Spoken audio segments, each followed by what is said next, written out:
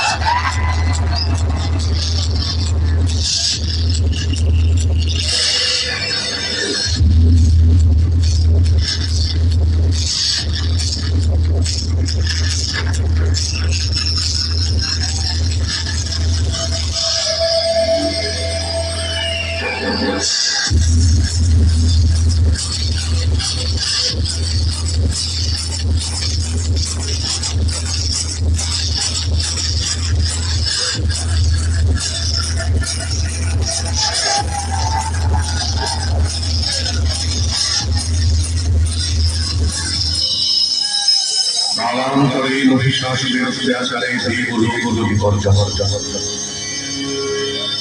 ব্রহ্মাকে অগ্রণী করে দেবদেব বিষ্ণু এবং মহেশ্বরের শরণাপন্ন। অসুরের অগ্রগতির সংবাদে ব্রহ্মা বিষ্ণু মহেশ্বরের বদনমণ্ডল হতে সুমহূর্তে আসেন। তার সঙ্গে মিলিত হল দেবগণের তেজপুঞ্জ। সেই তেজপুঞ্জ পরিণত হল এক লাবণ্যময়ী অপূর্বা দেবী মূর্তিতে।